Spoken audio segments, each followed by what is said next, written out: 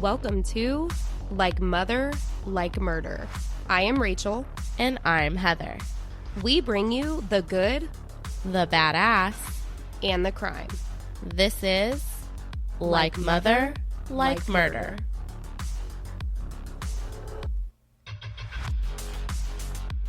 Hello, everyone. Welcome to Like Mother, Like Murder. You guys, it's a great day because we have a very special guest. And I'm too excited about it. And I tried to make our intro all about our wonderful guest. And Rachel just laughed at me. I did. I kind of froze. It was my bad because I'm used to Heather and how she does it. I guess I don't know why I wasn't expecting it, but she's right. We have a very special guest today, Stephanie Moram, who is a true crime podcaster that we get to call our friend. Yes, we do. You guys can find her on YouTube and on your podcast platforms where you listen at Wicked Ever After. Hi, Stephanie. Thank you for being here today. Hey, thanks for having me. Yes, absolutely. I'm really excited to have you here because first of all, meeting you in person, getting to hang out with you and just consume you as a person is awesome. And most of the people that we sit down with, we've never met in person. Like, we do everything virtually. So I was like, oh, we're sitting with someone that I've actually got to hug before. And this is amazing. Yes. I mean, so for those of you maybe who don't know, we first met Stephanie in person at Crime Con, and we had the best time. She was our just buddy. We went out. We went on our ghost tour together. Yes. And it was just a great time. It was so much fun. And now we're so excited. I feel like this is long overdue. We should have been doing this months ago. So I'm so excited to have you on. Thank you. I appreciate it. It was a fun time in Nashville for sure. It was. We started this planning process months ago. So it was only a matter of time that it was going to happen.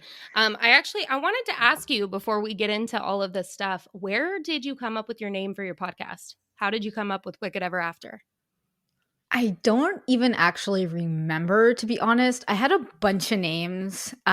So I originally, just like to backtrack by like many, many years, I started off as a sustainability blogger called Good Girl Gone Green. And my sister-in-law helped me find that name. And my husband also put it on my iPad, my very first iPod. So I felt like I had to keep the name at that point. And then I just decided that I need a change. My whole life is around sustainability. I live sustainability. I'm teaching sustainability. I was going a little crazy. So I always loved true crime. I grew up watching Law and Order and all those shows. I still watch Law and Order. And I was watching a YouTuber, and she was telling a story. And I was so involved in this story. And I just watched every YouTube video after YouTube video after YouTube video. And I just kind of had an aha moment. And I was thinking, I could do this. Like, I don't have to have my whole life revolve around sustainability 24/7. Maybe I can do something else. And then I decided to, and then I broke my arm snowboarding. So that kind of ended things. I had to wait some time. And then I was planning, I'm going to do this podcast. Once my arm is better after my surgery, I'm starting this podcast.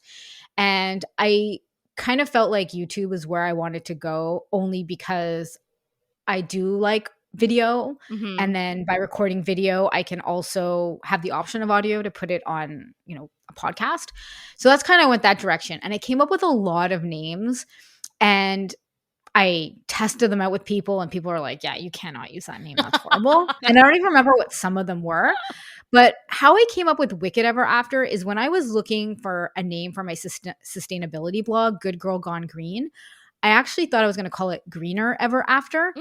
And for whatever reason, I went with Good Girl Gone Green because my husband engraved it on the back of the iPad. And so I couldn't go with Greener Ever After. So I was coming up with all these names, and I said, what about Wicked Ever After? I liked Greener Ever After, maybe Wicked Ever After, because what I'm talking about is kind of some wicked crimes that people have done. And so that's, long story short, that's kind of how I came up with Wicked Ever After. I did have other names. I don't even remember what they were, but when I did test them out on people, they said that kind of rolls off the tongue a lot better than some of the other names I had that I liked. So I just went with Wicked Ever After. I love that. Yeah. I love that it still kind of has that connection to, you know, what you were doing before, just, you know, for your own part, but it's your step in a different direction, like you said, that you wanted to, you know, branch out, and you were inspired. And I love that it still kind of has that connection to where you started, though. That's awesome. And I'm also sort of the person that will research something heavily. Obviously, we're in true crime, so we research Yeah. heavily Right. everything. Yes. But even outside of anything crime, I'm always making sure, is it unique? Is there something similar to it? You know, is it trademarked somewhere else? So like I made sure I looked at all the platforms, and there was like one TikToker that used it, but it was about like actual witches. Oh, no way. And she wasn't really active. And I was like, I don't think she trademarked it. I don't think she's going to mind that I use it. And I didn't find it anywhere else. I looked for the URL and no one had it. So I said, I'm just going to run with it. Awesome. I love that. If only I would have done all of that and learned that as early on, because we started off as Wine Time and the whole world had that. Yeah, there was probably like 10 other wine we are timers. no longer that. Yeah. No, I love that you planted that seed. Like, I feel like it was in the back of your head for a reason, and it was kind of just like sitting there with the ever after. And then you were like, plot twist, guess what? This is what I'm doing now.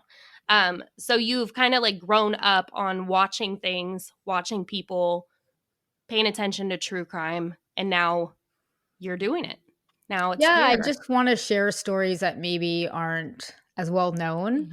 Mhm. I mean, when you look at a lot of the big YouTubers or podcasters, they often share similar stories, which again is awesome, because the more that people talk about a story, the better, the more that information gets out. But I just wanted to also speak and tell stories that aren't really told that often or get pushed to the side, that people, not that people don't care about it, but that just aren't spoken about. Mhm. And when I listen to true crime, a lot of the stories are heavily American based. Again, no shade at all. But the Canadian stories that are told, or other international stories outside of the United States, are like the big stories. Like everybody knows who these Mhm. people are, because it was Right. just so horrendous. And the other stories that need to be told and should be told often don't get told, just because they don't. Mhm. And so I just, you know, wanted to tell stories that I would want to listen to and hear about. And so that's kind of how I got started on that path. Yeah, that's amazing. And you make a good point, because you're there. So you're in Canada. For anyone listening right now, Stephanie is in Canada, and it's you're right, because so many of the things that you hear out here, if someone does another case in Canada or the UK or, you know, somewhere else, is those very, very high profile ones that every single person knows. And you're there to start telling and sharing the stories that aren't getting that recognition and getting their voices heard and their stories heard. So thank you for that. And thank you for coming on here to share a story with us today, because that's what's happening. Woohoo. You're taking over. And the story that I'm telling, I shared it on my podcast already. I found other podcasts, but I didn't find many. I could like maybe a handful. And so when you asked me to come on the podcast, I'm like, I want to share a story that I've already shared on my podcast, only because it's another platform that maybe somebody else will hear somebody, or maybe not even have information, but just hear the story and the struggles that happen within this community.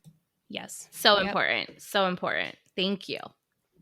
It is. Well, if you are ready for it, we are ready for you to get into it, my dear.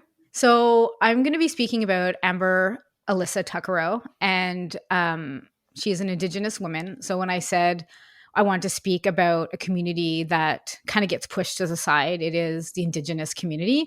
And so I wanted to kind of highlight and speak about this particular person, because it did happen in Alberta, in Canada, on the West Coast. And so Amber Alyssa Tuccaro was born on January 3rd, 1990, and she was part of Alberta's Mikisew Cree First Nation. So the plan for Amber was that she was going to be adopted by one of her birth parents' family members.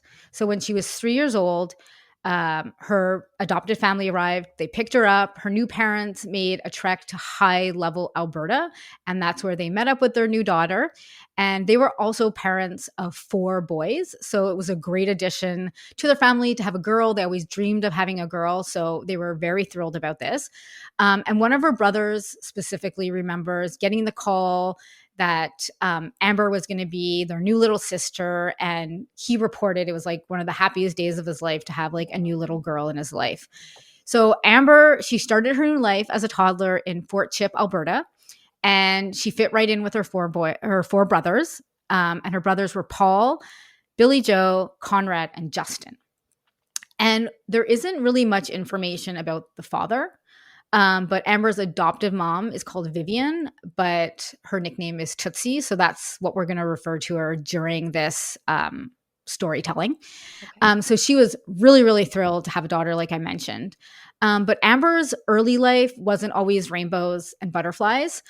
Both of Amber's parents were in residential schools while they were growing up. Mm-hmm. So according to her oldest brother, Paul, there was a lot of trauma from that time while they were living in residential schools. So that really impacted them and led to a lot of turmoil in their family.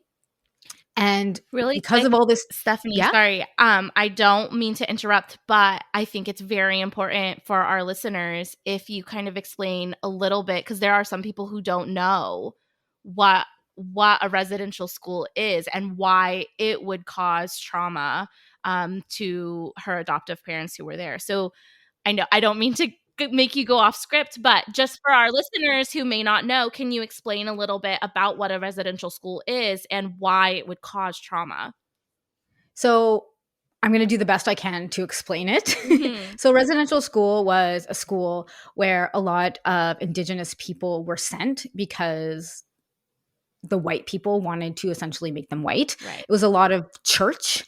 And so I believe the last residential school in Canada was closed in 1996, which is like, doesn't seem that long ago. Yeah, I don't know what it was in the United States, but I'm probably sure it wasn't too far off on that date. Mm-hmm. So the Indigenous people were taken from their homes and brought to these schools, and they were heavily mistreated. Mm-hmm. They wanted to basically convert them to being white and teach them how to be white. And like I said, it was heavily religious. And what ended up happening is a lot of the people in these residential schools ended up getting killed.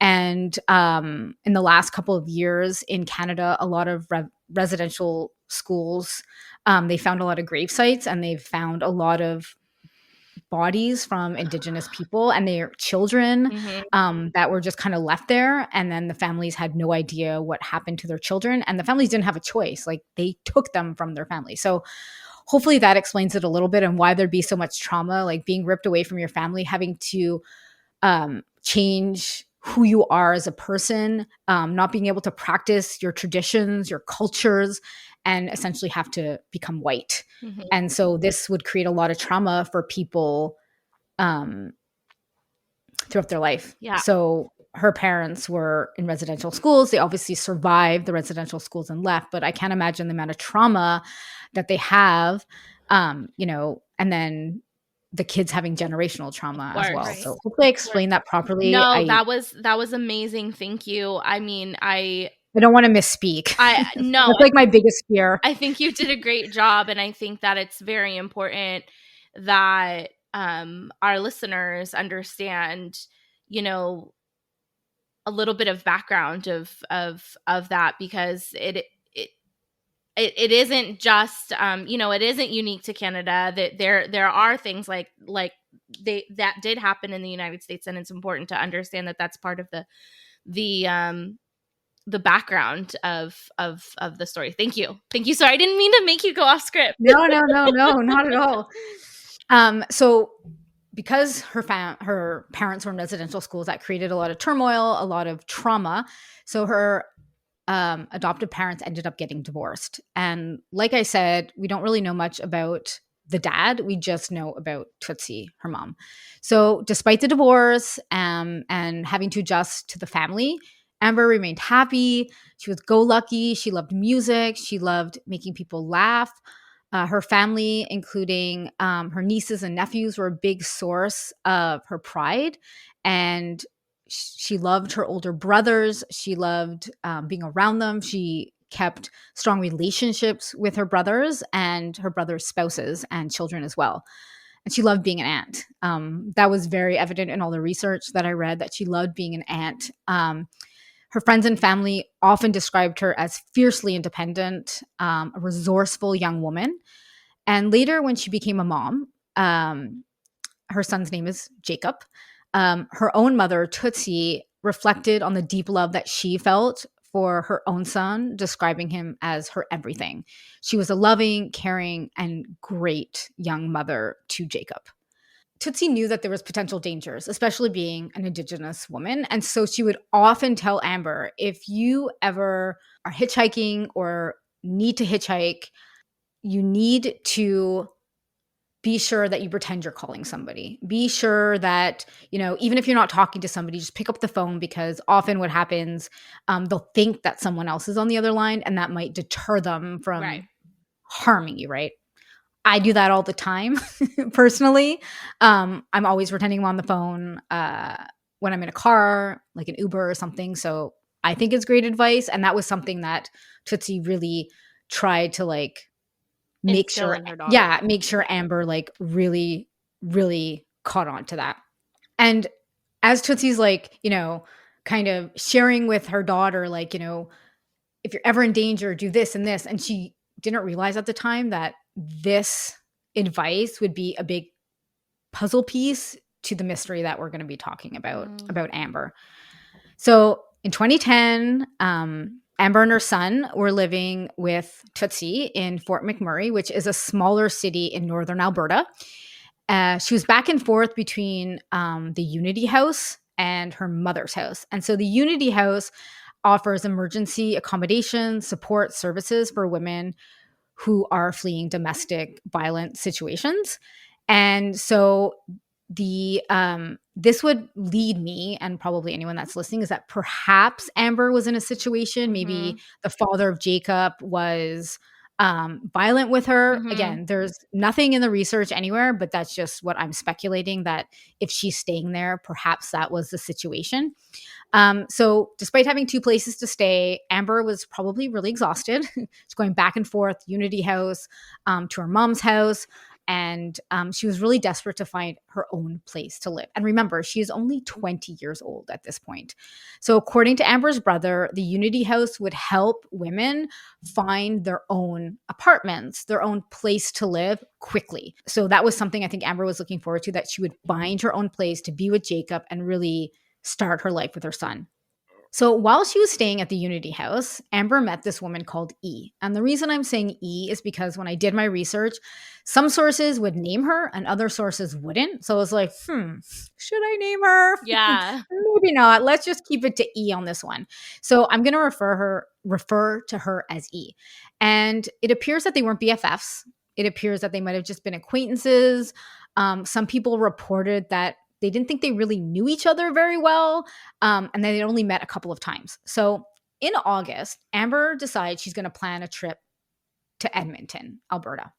And she was bringing Jacob with her, and this woman, E, was going to be going with them. So Amber's mother questioned this trip to Edmonton, and she offered, hey, I'll keep Jacob while you're gone. You go on your trip, and Jacob can stay with me. And Amber was like, no. She declined and said, no, Jacob is coming with me on this trip. And the thing is, due to the nature of the relationship between Amber and E, it seems odd to me that they would decide to take a trip on a plane to Edmonton together. And it seems like it would be a trip that you maybe go on with families, close friends. You wouldn't go with a random person that you just met a couple of times at the Unity House. Anyway, yeah, it definitely brings some questions in my head. Yeah, why would you go with random person? So on August 17th, 2010, Amber, Jacob, and E flew off to Edmonton. And they checked into a motel in Nisku, which was close to the Edmonton International Airport. So as with a lot of things within this particular case, there's a lot that is really unknown. And so my questioning always was, what were the real reasons for this trip? Mm-hmm. Why did they decide to go together? Like, I have questions about that, which I'm sure you have as well. So there's been speculation that perhaps they wanted to save money. So, hey, I'm going to Edmonton. I have to go to Edmonton. Let's go together and we'll get a motel together and we'll save money. Okay, perhaps. Again, it's just a theory, but it makes sense that two people that didn't know each other very well would go to Edmonton to like save on money. And the reason Amber went to Edmonton is also unknown. I didn't find it anywhere the exact reason to why she was heading to Edmonton and why she brought her son. So was she visiting friends? Was she going to see family? Was it a getaway? Was she like, hey, I just want to get away with Jacob and like kind of step away for a couple of days? And then I'm always like, well, why is E there? Right. Like, why is this woman here? I don't understand why E is here. So as someone who's not, I've never been to Canada. I'm not familiar with Canada whatsoever. I only know a few places on my to-do bucket list in the future. But is Edmonton somewhere that is kind of touristy? Would it be like a vacation getaway or possibly not? So Alberta's on the west coast beside British Columbia.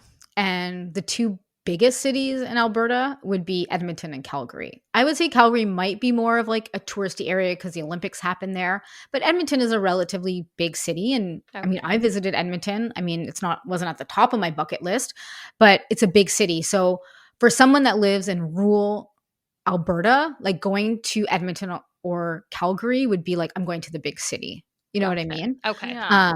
So yeah, it would be maybe for somebody that lives outside, hours outside of Edmonton, be like, wow, I'm going to the big city. I'm going to get to go to the big stores. I'll be able to like whatever it is that they wanted to do. So that's kind of why it's unclear. Why did she go? Was it just to go and get out of where she was staying, get away from her mom for a while? I'm not saying that she had a problem with her mom or anything, but just I need to like do this by myself and get away for a couple of days. Or was there something else? Like, and we really have no idea. I mean, I didn't find anything in the research, and all the podcasts I listened to in regards to Amber, there was no concrete information. So I really have no idea. Okay. So the next day is August 18th. And this is when Amber decided to go into Edmonton. So where they were staying was outside of Edmonton just near the Edmonton International Airport. Okay. So she decided she wanted to go into town. And this is when I mentioned like going into the big city, right? So she decided to go into Edmonton. Again, we don't know why she decided to leave the motel and go to Edmonton for the night. Again, no idea. Maybe she was going to pick up food. Maybe she was getting something for Jacob, like an essential that she couldn't get around the motel. It's all just speculation. If she told E never mentioned it in any of the interviews she's done. Unknown in this time frame right now. That well, exactly, like we have no idea why. So she decides that she's going to go into Edmonton, and she decides to hitchhike. So perhaps she decided to hitchhike because she needs to save some money. Again, no idea. And I just want to preface that, like, when she decided to hitchhike, E did see her get into this vehicle. So what we do know is that between 7:30 and 8 p.m. that evening on August 18th, when she decided to hitchhike, she got into an unknown vehicle with an unknown person, and was a man. And was her son with her? No. So she left her son with him? Yeah. So Jacob stayed with E at this motel. Okay. And this was the last time that Jacob saw his mom. He was like 14 months. It was the last time E saw her as well. And like I said, E did witness her get into this unknown vehicle. So this is, the 18th in the evening between 7:30 and 8 p.m. And time starts going on, and her mom is actually getting worried. Her mom's in Fort McMurray, and it's been a while. She hasn't got a text message for Amber, which is not like her. She usually was like updating her, and it'd been a while. She hadn't got a text message. And so that wasn't like Amber to just like all of a sudden stop texting her mom, right? So on the morning of the 19th rolls around in the morning, and Amber didn't come back. She didn't come back that night. And so this is conflicting. There's a lot of conflicting information out there, I find, when it's certain cases, but I don't know if Tootsie called E at the hotel and was like, hey, is Amber there? Like, I haven't heard from her since yesterday, since you guys arrived. or did E call Tootsie to say, hey, Amber didn't show up? Some of the sources I found said that E called the mom, and then the other source said the mom called. So that's just unclear. Either way, Amber did not show up, and Tootsie was like beside herself. She was extremely worried. And she also noted in the research that I did was that E kept changing her story a little bit about what happened with Amber that night. So, of course, Tootsie automatically calls the RCMP, which are the Royal Canadian Mounted Police, to report Amber missing. And I bet you can guess what happened next. Any takers? Oh, they didn't do a damn thing. I was going to say nothing. Pretty much. They said, you need to wait 24 hours before officially reporting an individual missing. And get this. The eye roll that you guys can hear through the audio right now. And you could probably also guess what I'm going to say next. The police assume because she was young. She was a runaway. Ran away. Wanted to start over. Go start a new life. But what I was going to say was that she was probably out partying and would return to the motel soon. Oh. Get out. So again, I'm just going to put in my opinion here because I have a lot of them. In my opinion, they made this assumption and didn't take it seriously from the beginning. We could probably all say it together. Is because she's indigenous. She was an indigenous woman. Yep. And so it was easy to brush it off and just ignore it. Oh, man.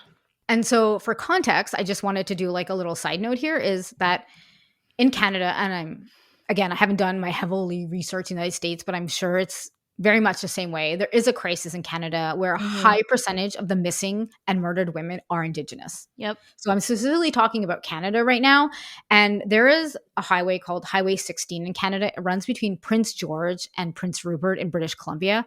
So for those that want to visual it, on the West Coast, it's British Columbia, then Alberta. So within British Columbia, there is a highway and they call it the Highway of Tears. If you want to know more information about the Highway of Tears, you can Google it and go down a huge rabbit hole. But along this highway, many indigenous women would be kidnapped and murdered. And the reason the crimes would often happen around this highway was because it's very remote. Many Aboriginal women experience poverty. There's the generational trauma and domestic violence, and they don't have access to a car. So hitchhiking was very common in Alberta and parts of British Columbia, so they could see their family and get medical care. And this highway is about 80 kilometers north of where Amber was seen hitchhiking. So like not that far. I think 80 kilometers would probably be like 50 miles, give or take. Don't quote me on that. But I think it was something like that. So at this point, you would ask, like, did she take Jacob with her? And the answer was no. So you might be wondering, like, now where's Jacob? Is he like just sitting in the hotel somewhere? His mom is missing, right? So what ended up happening is that when Amber didn't return, E was still with Jacob at the motel. And instead of just staying at the motel and be like, I need to get this kid back to the grandmother, or I need to wait till the grandmother shows up, or I need to do something, like this kid is 14 months, like whatever. Yeah. She decided to take him to Child Protective Services instead. She's not. After being in contact with Amber's mom, with his grandmother, knowing the situation and knowing there's someone who wants him to be safe, you just talked to that woman. You're like, oh no, what in the world? So this actually it was hard for Tootsie to get Jacob back. Yeah. You know, like it wasn't just super easy. You know, it wasn't like, oh yeah, sure, you can have this kid back. Like the mom's missing. Hold on. Like I worked for Child Protective Services. I know this story. You know, it's not as easy as like, yeah, sure. Like there's conversations, there's things need to be done before a 14-month gets given to a grandmother, even if it's a grandmother. And, you know, so that was hard for Tootsie. So not only was her daughter missing, now she's trying to get her grandson. Oh, my heart. So, you know, it was a stupid decision. I'm just going to say that. So I just think it's really odd. I just think super odd that this woman, again, like I said at the beginning, I don't think she really knew Amber that well. So maybe she's just like, fuck it, man. Like, I don't want this 14-month-old. I'm just going to drop it off here, wipe my hands of it, and be like, see ya. Yeah, in her head, she's thinking she's doing the right thing possibly. And not when you just had contact with the grandmother. And Right. No, there could have been a conversation. Again, maybe there was a conversation. Not everything is reported, right? Like so maybe there was a conversation, but then I would think Tootsie would be like, keep my grandson till I get there. Like I am on my way. Yeah, right. You have to imagine that when they spoke and E told Tootsie, hey, Amber hasn't returned, the first thing Tootsie's going to say is, where's the baby? Of course. Like, you're going to say, like, oh my gosh, like, was the baby with? That was our first question. Wait, where's Jacob in all this, right? So, like, that the grandmother's first question would have been that too. And so it's like, okay, well, at least I know, like, he is safe. So, like, I need to do two things simultaneously. I need to file a missing persons report for my daughter, and I need to figure out a way to get my grandson somewhere safe. So that she thought about that. That there was something that had to have been said to E regarding his safety. Like, that's just crazy to me. 100%. So we'll never know, but that's what she decided to do. She thought it was the best thing. I think it was the dumbest thing, but anyway, that's just my opinion. Yeah, no. I agree with your opinion. So now it's been 24 hours. So an official missing persons case was open and the formal investigation was started. But there's more. After 8 days, on August 28th, the case was closed because, allegedly, there were reports of a sighting of Amber. Again, I've kind of read conflicting stories about this sighting and where it exactly happened, but that is what the police said. We're closing this because there's been a sighting. So according to her brother, Paul, in a statement during the National Inquiry into Missing and Murdered Indigenous Women and Girls, someone had reported seeing Amber on the Alexander Reserve. It was widely believed that the sighting was never attempted to be properly confirmed, and it appears the police just took the witness at their word and thought that was enough, and we're going to close the case. That's bizarre. That is bizarre to me. How I want to say it shocks me, but nothing shocks me anymore. So you said this was 8 days later, right? Mm-hmm.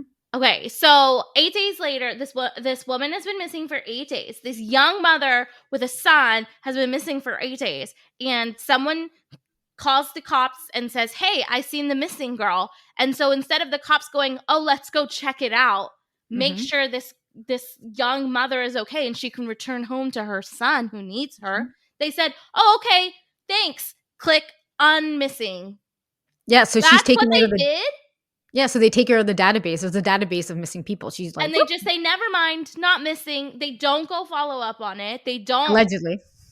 Oh my gosh. So this is odd to me. So since she's taken out of the database, all of her belongings from the motel were lifted, unprocessed, and destroyed without the family's knowledge. Destroyed? Allegedly. What in the world is going on?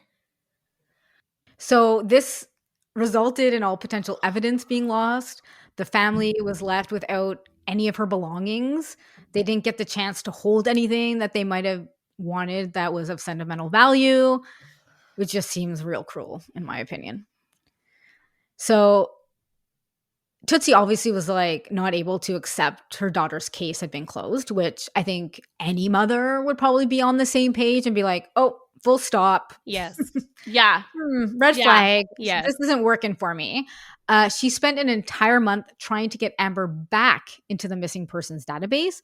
And after that month, she was successful, but they'd already lost all this crucial time. Right. They'd already and destroyed evidence. Time and evidence. The evidence. So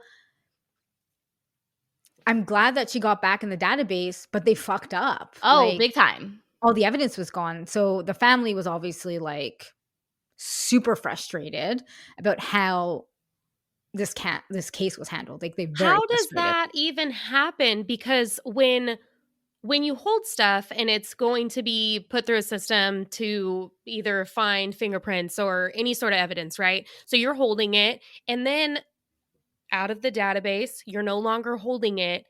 You make a phone call and say, hey, we're releasing this stuff. Come and get it. So how in the world does it go from like a releasal of items to full on destroy completely? We're destroying and I feel like I know exactly where property. this is heading with this conversation and the reason why, and it's not okay. Please continue. Rant And the over. other thing is, like you're saying, it was 8 days. So why wasn't this processed in the 8 days?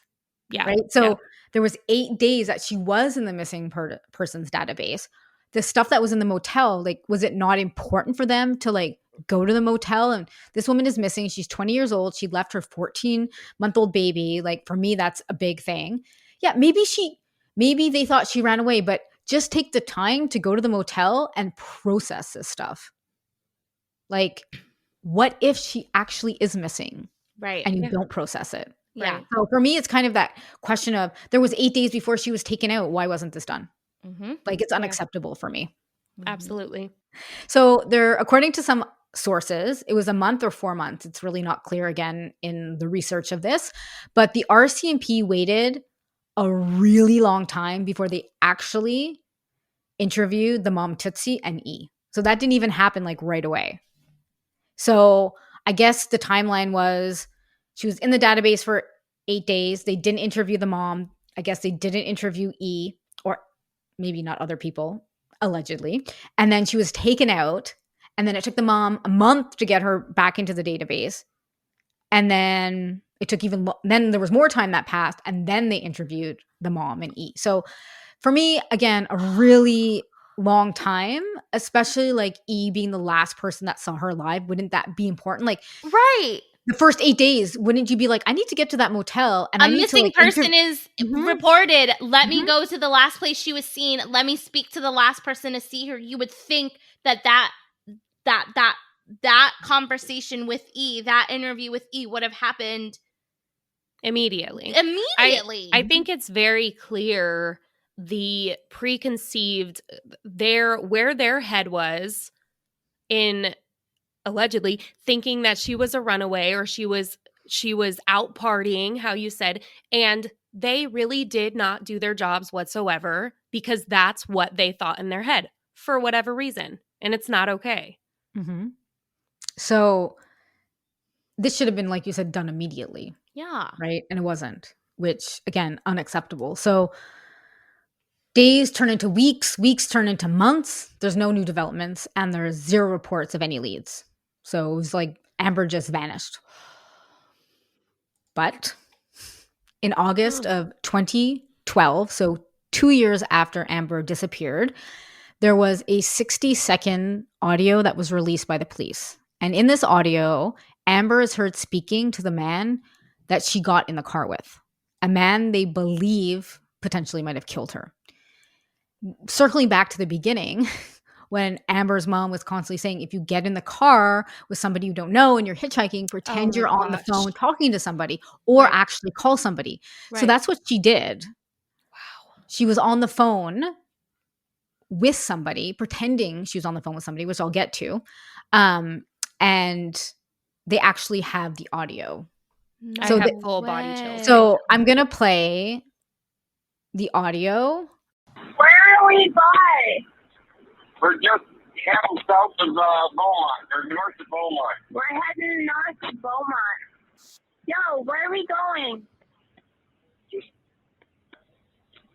No, this is Are you f***ing kidding me? You better not be taking me anywhere I don't want to go. I want to go into the city. Jeez. Yo, we're not going into the city, are we? No, we're not. Yes. Then where the f*** are these roads going to? 50th Street. 50th Street. Are you sure? Absolutely. Yo, where are we going? 50th Street. 50th Street? 50th Street. East, right? East. Over now. Bravo.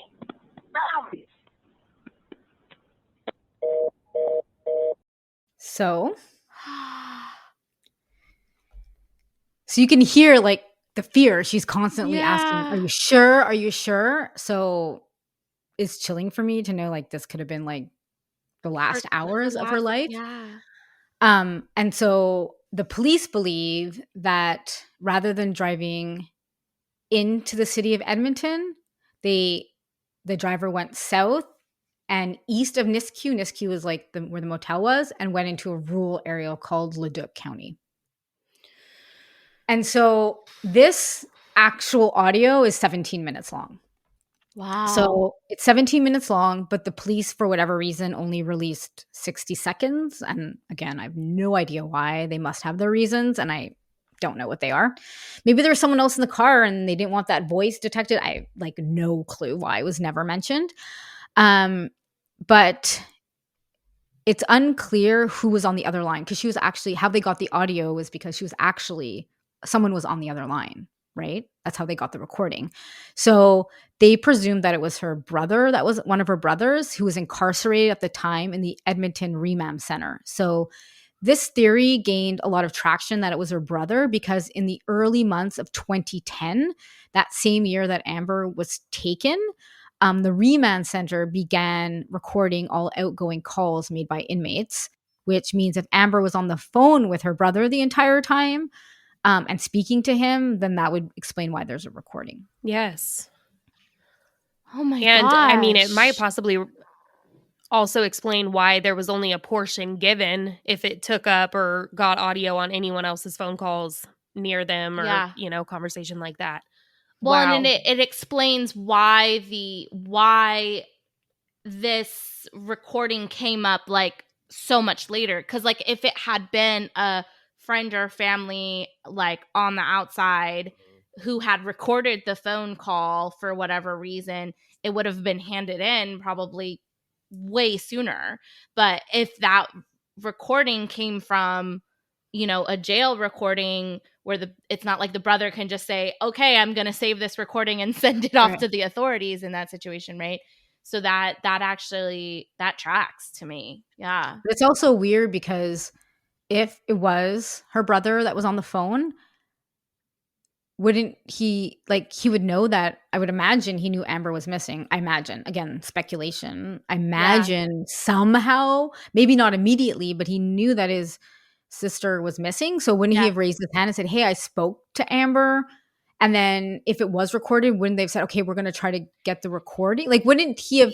I just feel it's weird. I bet he did. My guess would be the fact that they did nothing for this case makes me believe that maybe once he found out, hey, you know, or maybe he didn't know that the phones were being recorded at that time.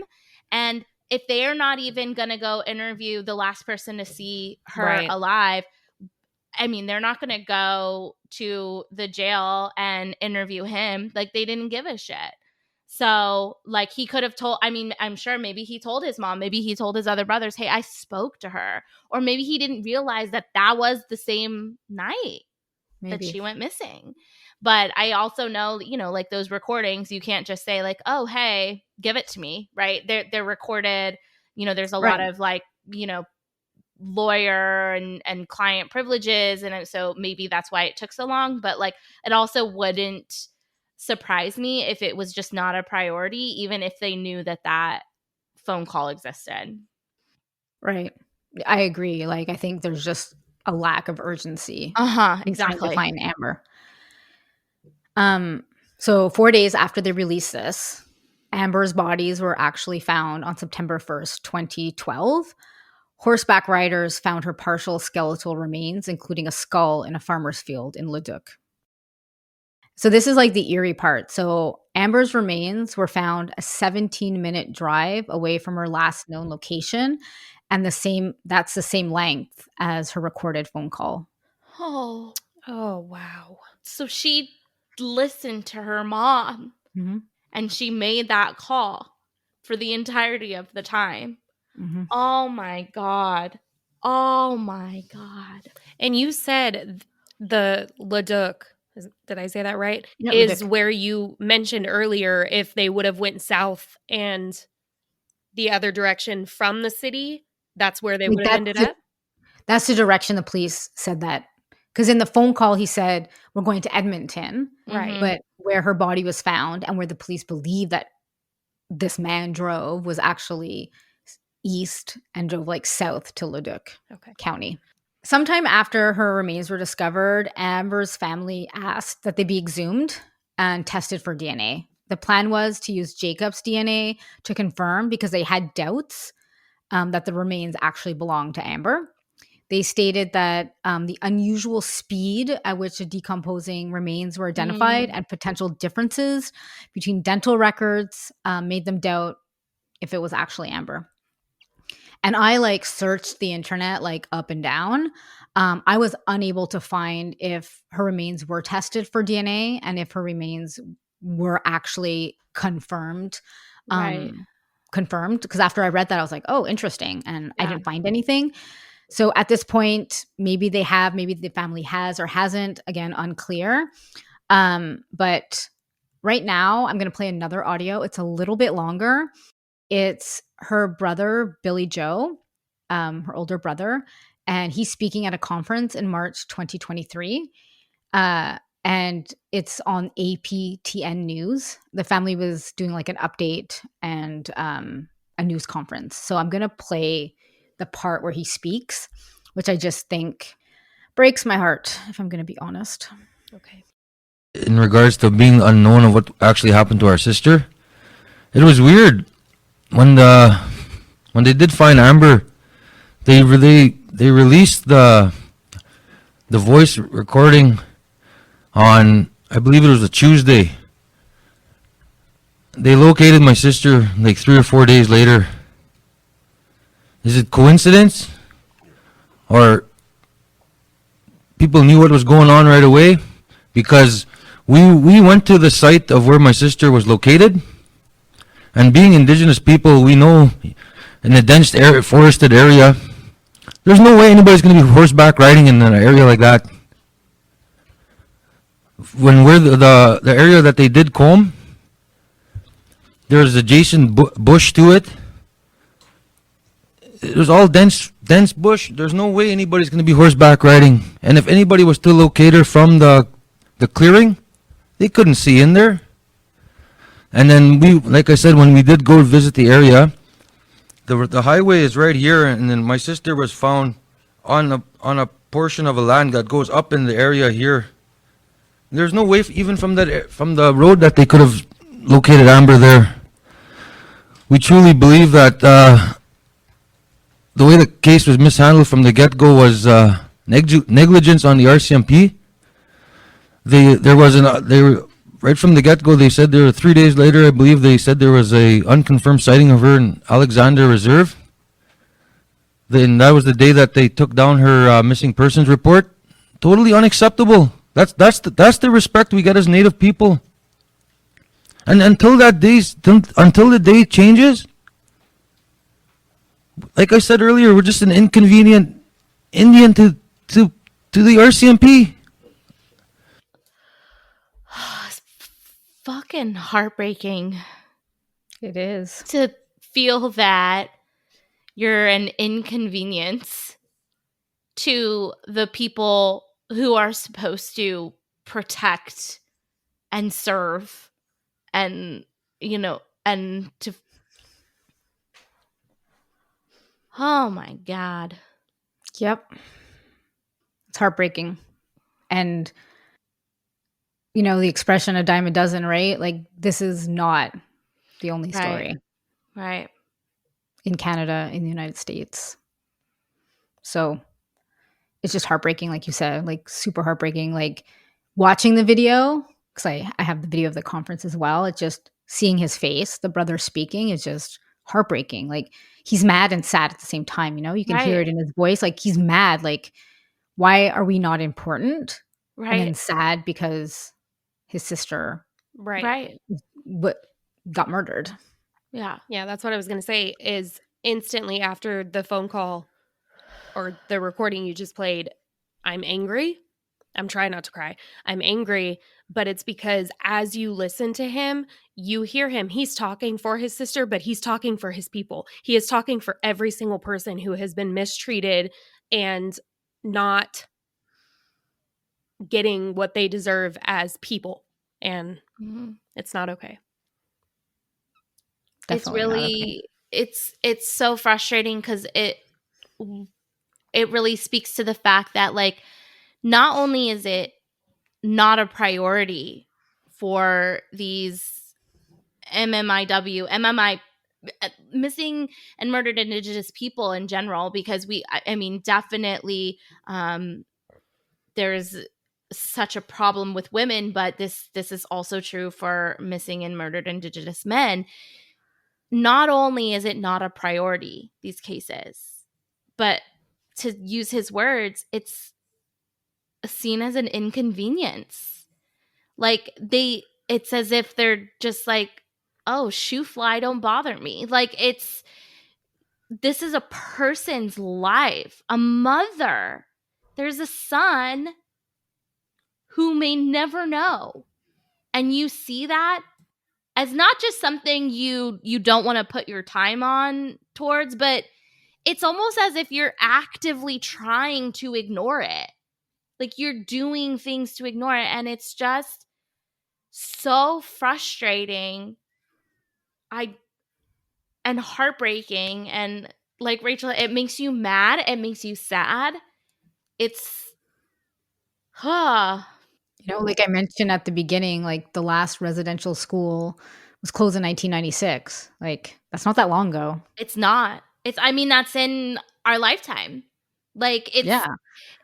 Oh my gosh. It's so, and it's one of those things where, clearly children and their well-being was not a priority.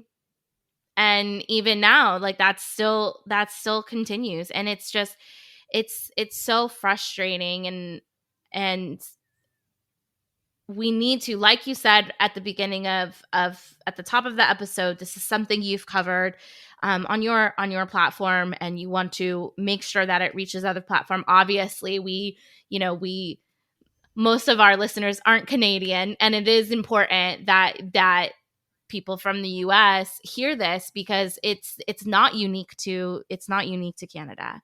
And so it's very important, and as difficult as it is to hear, and as frustrated as it makes us, as I'm sure it's making all of the listeners right now, that's why these stories need to be shared. Because like you said, Stephanie, this happens a lot. And the mistreatment and the lack of just care for these cases is something that needs to be the first step. Is people need to know that this shit happens, and it's bullshit. And like, I always think, if this was a young white blonde girl, right, things would have went a very, very different way. 100%. Very different way. 100%. And I think that's frustrating, on so many levels. Like my daughter, blonde hair, blue eyes, she goes missing. And I'm not saying this in a mean way in any way. Like, they're going to go looking for her, and that's not okay. Right. Not okay at all. Yeah. And your daughter is deserving. Well, your daughter is deserving, but so is Amber. Mm-hmm. That is what it comes down to, is it does not matter. The only thing that matters is that is their life. They deserve the exact same treatment, respect, investigation, as thorough as possible. And that is not what is given. Discrimination and racism is alive and well in different police departments. And so many people have, I don't even know how to say this, have their preconceived ideas about different people, right? And, like I said at the beginning, the police said, oh, she's out partying, and why would they say that? Because they believe that all Indigenous people drink and are alcoholics, right? That's what they believe. So they say, oh, she's out partying. Okay, well, even if she did go out, even if she did partying, if she did go to a party, who cares? Even if she's still a missing person. Exactly. That's why it's so frustrating when someone and this, and you're right, because it's racism, it's classism, it's sexism, it's the idea.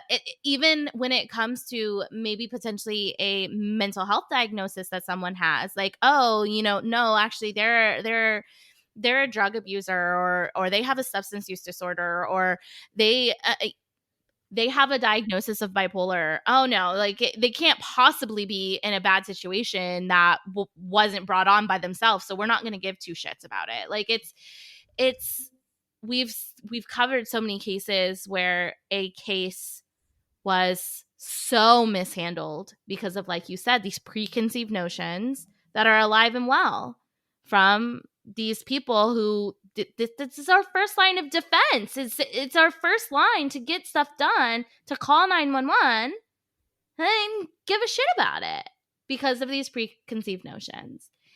It's so frustrating and it makes me so pissed. But at the same time, Stephanie, I'm so grateful that you did come on and share this story and share Amber's story. And she has more.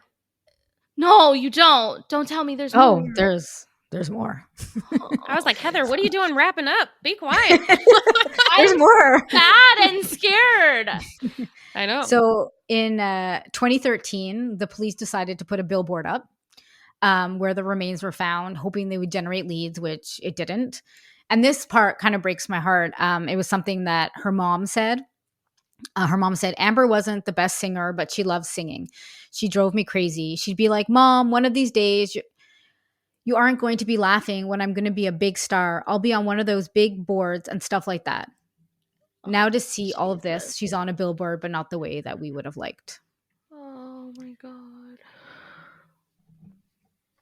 You got me. Sorry. And then in 2014, the family was obviously fed up with how this investigation was conducted. So the Tuccaro family made a complaint with the RCMP, Civil Review and Complaints Commission, about how the RCMP handled Amber's case. They waited years for a response of any kind, which seemed to be on par for how this was being how they were being treated. So finally, in 2018, a response to this complaint was made, and they noted that deficiencies, if you could see me in quotations, deficiencies were found in the RCMP investigation into Amber's murder. Later, the family revealed some of the details that were found on this 120-page report that was released to them. And this is what it stated. The commissioner found that the investigation into Amber Tuccaro was deficient in that various members were either not properly trained or did not adhere to the training, and that various members did not comply with policies, procedures, and guidelines. Were they fired? Fire them. No shit. Were they fired? Bye. I'm going to, again, say my opinion. They probably weren't. Right. I'm going to say they weren't fired. They probably just got a do better next time thing. Then a year later in 2019, the RCMP issued a formal apology, but Tootsie didn't accept it, believing they only gave this apology because they were told to, not because they actually were sorry. And I absolutely do not go for that train of thought. Your apology. Yeah, exactly. Fuck you. Yeah, it doesn't matter. If you're God. told to apologize, it doesn't come from a place that And talk matters about too little whatsoever. too late. Like, get out of here with that bullshit. Yeah, it's 2019 and she disappeared in August of 2010. So that's were you practicing for 9 years? I know. Like, what? I mean, did it take 9 years to draft a bullshit apology? Because, wow. So now we're going to go into a couple of theories that I have. So botched investigation, multiple red flags throughout this case. It's really impossible to know what happened to Amber. Right. There's mysteries surrounding this case. There's so many theories that emerged about what have happened. So after Amber's remains were found, 4 other women's partial remains were also found within a few kilometers of each other in Leduc County. And the 4 women were Edna Bernard, who went missing on September 22nd, 2002, Katie Sylvia Ballantyne, who went missing on April 28th, 2003, Dolores Brower, who went missing on May 15th, 2004, and Corey Audenbrett, who went missing on May 9th, 2004. So all 4 of these beautiful souls are obviously Indigenous women. All 4 of them were thought to have been also hitchhiking at the time that they went missing. So discovering the remains raised the question, is there a possible serial killer operating in the area? But there was no formal connection ever made, so that was like pushed to the side. So after the release of the audio, multiple people did come forward claiming they recognized this voice, the man's voice in the recording. Some even gone as far publicly releasing the possible suspect's name. Apparently the voice that they recognized was a known sex offender. The RCMP claimed to have investigated this man and determined that he was not a person of interest. I'm at a loss. I have no idea. I would think maybe he'd be a person of interest, but maybe they exhausted investigating it. But the way this investigation went, maybe they didn't. We know their investigations are real good. Like, Are you kidding? And then again about the audio, in 2010, just 4 years ago, a man came forward on Facebook claiming his father had killed Amber and was connected to multiple other murders and missing person cases in the area.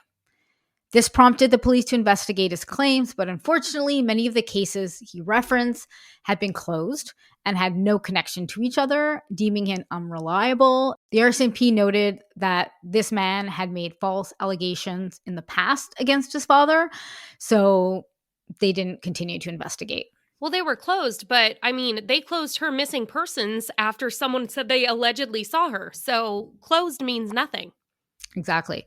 I wasn't able to find the original Facebook post because he posted it on Facebook. Mm-hmm. I kind of saw it in like videos, or I heard people reading it out, but I didn't see the Facebook post. So I need to like visually see stuff. So I can't read it word for word, but allegedly this is what the Sun thought. Then there's the obvious one. Well, obvious to me, maybe to you guys too. Not sure, maybe to the listeners, that the police were somehow involved in her disappearance and then proceeded to conduct a shoddy investigation because they were covering up their crimes. People believe that potentially a police officer maybe had picked her up. I read that somewhere, that maybe it was a police officer had picked her up or was somehow involved. Again, this is all speculation. This is all allegedly in my readings. I want to make that abundantly clear. So who knows? You know, the 17 minutes were not released, just 60 seconds. Was there someone else? Did they pick up someone along the way? Was it a police officer? Was it somebody that a police officer knew and they couldn't release the whole tape because then that person would be, you know, found out? Like, who knows? Again, we don't know. Then there was rumblings that E was involved somehow. I mean, I find her very sus, but that's just me. I mean, she was the last person to see her alive besides she also the murderer, saw the vehicle and could have possibly seen who was in the vehicle as well. Mm-hmm. So I don't know. And the fact that she hasn't given more information, said what they were doing there, what were they doing there? There's a lot that makes me question things about her. And then another thing that I read, it was on Reddit. So again, take this with a grain of salt. But this Reddit user believed that the person that killed her had to be local based on the directions they were giving in the recording and the layout of the roads where her remains were discovered. So due to the nature of the terrain and the roads, they believe her killer had to have extensive knowledge of the area and the roads.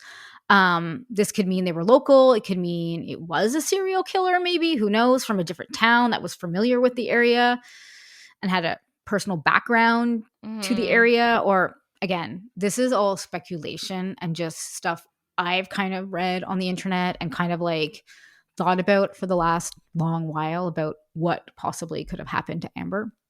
Yeah.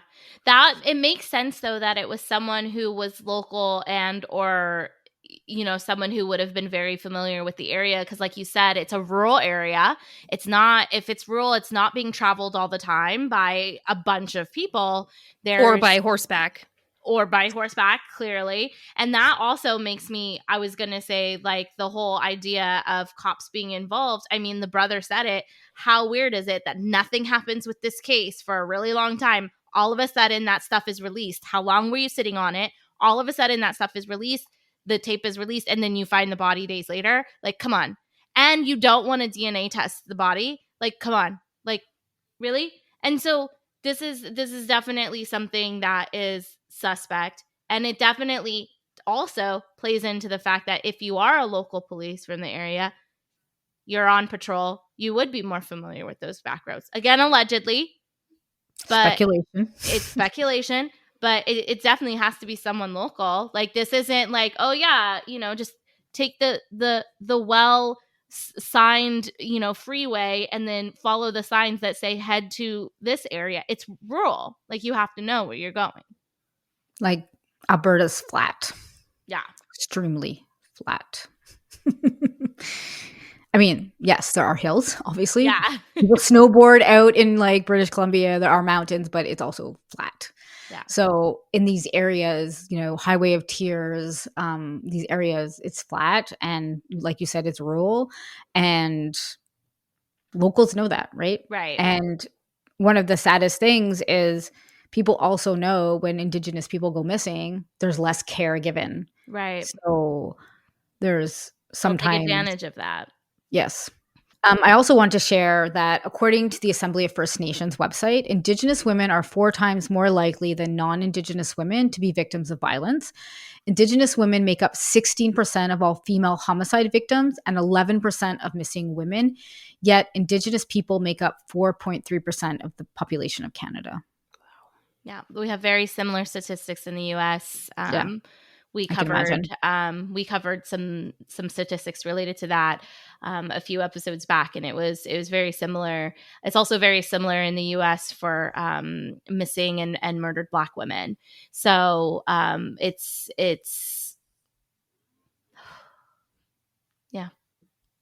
hard because you hear about Canada and you think like everyone's polite and happy, but apparently. I'm just as frustrated with the authorities up there. What the fuck, guys? Sorry. And I know we're recording this on October 1st, but actually in Canada, September 30th, they call it Orange T-shirt Day. Mm-hmm. And it's a day where all federal and provincial like government stuff is closed. Most other businesses are still open, but it's a day to educate, a day to bring awareness to the Indigenous community and what they went through and what they continue to go through. So, people, wear orange T-shirts all day. If you ever wear an orange T-shirt for Orange T-shirt Day, please buy from an Indigenous business, not from Walmart. You're not supporting Indigenous people. We'll by have buying to, from Walmart. you'll have to share a link with us, or we can find it and put one in the show notes as well.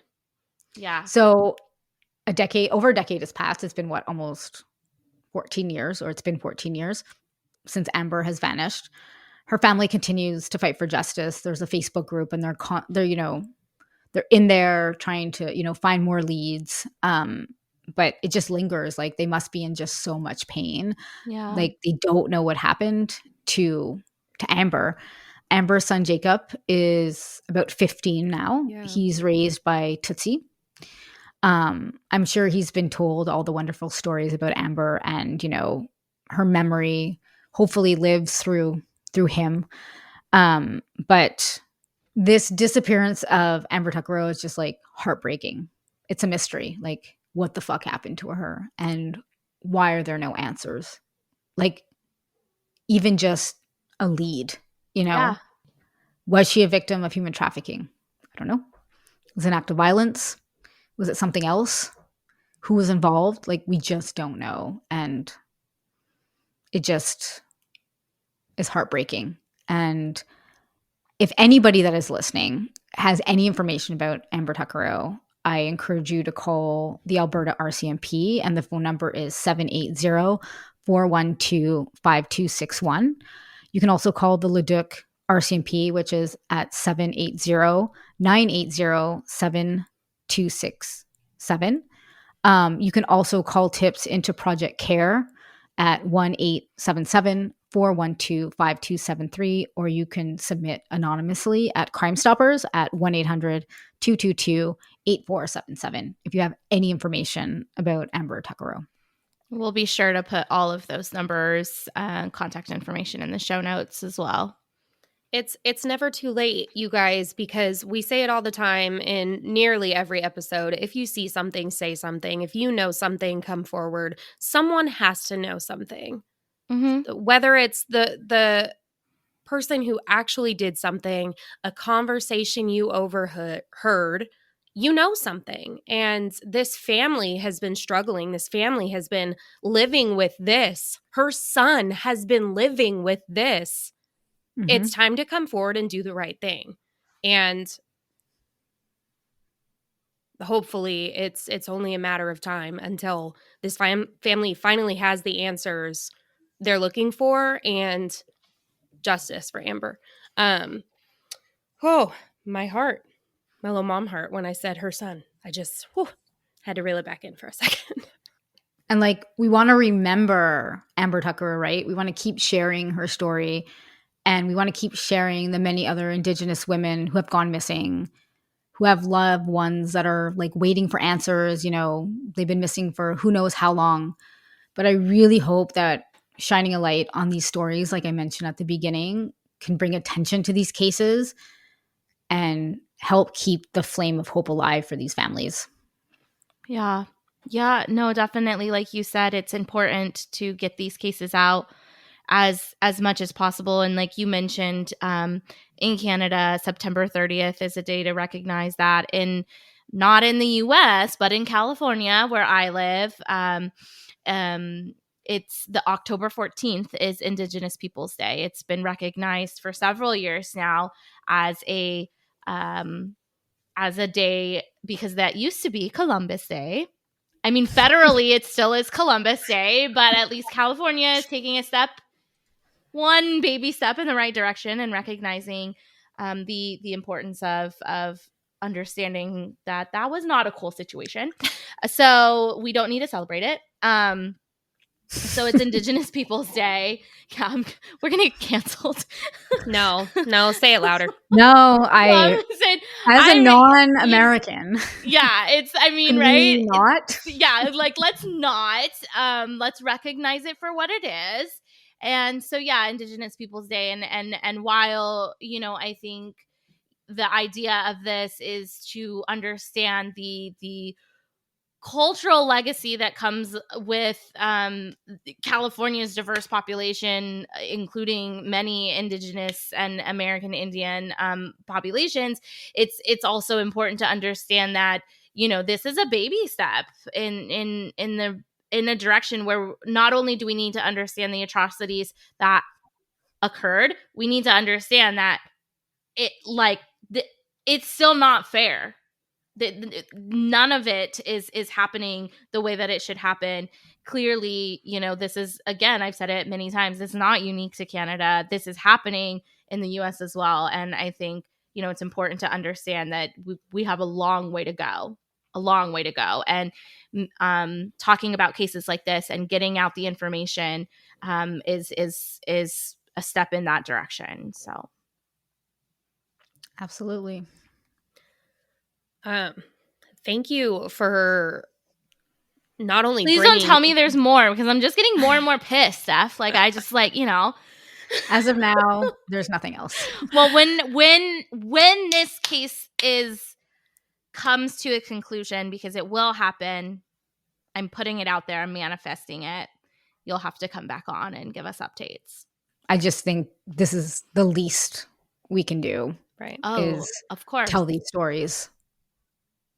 I was going to say thank you for tying that in and bringing, because this Amber story needs to be shared, and on our platform we do share mom related content, and you brought an episode that kind of fit perfectly between the two of us.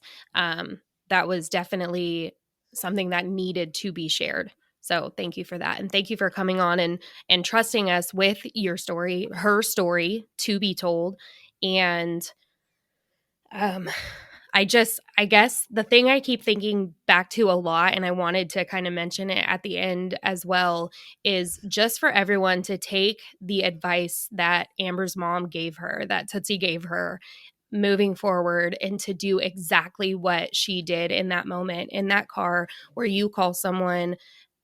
It's heartbreaking to know that she made that move and she did that and took that advice, and this is what we're talking about right now. Mm-hmm. But hopefully in time, that's going to be one of the things that convicts, that helps solve this case when it comes down to it. So everyone, please take care of yourself and be safe in those situations. Yeah. And if just a you're- little side note, for those I don't know that take Uber, there's no Lyft here, so I can't speak for Lyft, but Uber has a lot of safety features. I have them all on. You can have it on where it records your whole drive. So if anything happens while you're in the Uber, it's recorded, allegedly, but it looks like it is. I think we turned that on in the car because we talked about it. You had when brought we were in so- Nashville, Yeah. you showed us. Yeah. Right. So you put on, I have all the security features on for Uber. So as soon as I get in the Uber, it starts recording. And there's also a pin. So you can have it on that before you even get into the Uber to make sure you're in the right spot. I open the door and I'm like, do you want the pin? And Yeah. they're like, yes, because Uber won't start calculating until that pin number is put in. So if you get into the wrong one, or he's like, no, I don't need the pin, then you're like, yeah, ciao. Get out of here. Like, We're not getting you're in this going to vehicle. murder me. Yeah, Clearly, you yeah. don't want this, like, my pin number. Because if it's a pin number, they know what car you're in. They're not going to get paid. They So won't if get you paid. in, Exactly. and so if you get in and they're like, we don't need the pin. Okay. Like, So you Uber don't won't want to start get paid. tracking you. Yeah. So if you use Uber, even if it's a couple of times a year, every once in a while, you can put on all the safety features and then also pretend you are calling somebody or actually call somebody or Tell pretend them you're exactly texting where somebody. you are, what you're seeing, where you're at. Yes. Like 100%. Yeah. Anytime. Well, first of all, my location is shared with Rachel and about 2 or 3 other people. So that's always a thing. And when I travel and I have to take a taxi or an Uber from an airport, and I have a habit of traveling at night, I'd rather get my, I travel at night. So when I get into wherever I'm going, it's pretty late and it's not like a lot of people around. I will text my husband getting into the Uber, headed to the airport or headed to the hotel, says it will take 20 minutes. And I'm either texting him that the entire time, or I call him as soon as I get in the Uber. Hey, just got in the Uber. We're on our way to the airport. I will be there in about, the Uber says 20 minutes. I'll call you when I get to the hotel. And that it puts on notice the person who's driving you, who, I mean, Uber has been great. It's a great way for people to get, but it also, with that comes, safety precautions that you have to make. It puts that person on notice. Like, I am putting you on notice. I know what's supposed to happen here. And it also gives someone else a chance to know, like, this is what was happening. So yeah, it's not, you can't always 100% guarantee that something is not going to happen to you. And it sucks that as a woman, and I can't speak as an Indigenous woman, but I imagine you read those statistics. We have to do shit like that. It sucks. Like, my husband doesn't get it when I explain, like, well, we need to start teaching our daughters how to be aware of their surroundings. Well, they're 2 and 5. Well, yeah, we need to start teaching our daughters how to be aware of their surroundings. It's an 100%. unfortunate necessity, but it needs to happen. And so, yeah, just, we definitely, it breaks my heart because, her mom told her that she did just that. And had that come to light sooner, and because it had been made a priority, let's find out, let's get her phone records, let's do this, that, and the other, there could be answers. Yeah, maybe there could be a difference or answers 100%. already. Thank you so much for coming on and sharing Amber's story. And thank you for caring and being so passionate in your research, in what you do, and in bringing these stories. Before you go, can you please kind of share with everyone where they can find you to check you out, please? Sure. Well, thanks for having me. Thank you for allowing me to share Amber's story on another platform, which is great. You can find me on Instagram at This is Stephanie Moram. You can find my podcast, Wicked Ever After, on any podcast platform. And you can also find me on YouTube under my name, Stephanie Moram. That's where I post the videos of my podcast. Yep. And we will share all of her information in the show notes here and on our social medias for you guys to go and check her out. Thank you again. You guys take care of yourself. I guess trust fucking no one. That's how I want to end this. Just don't Pretty fucking much. trust anyone. And share your location, all of those things. We will talk to you guys next Tuesday. Okay, love you. Bye. Okay, love you. Bye. You gotta say it, Steph. Oh, I have to say, okay, love you. Bye.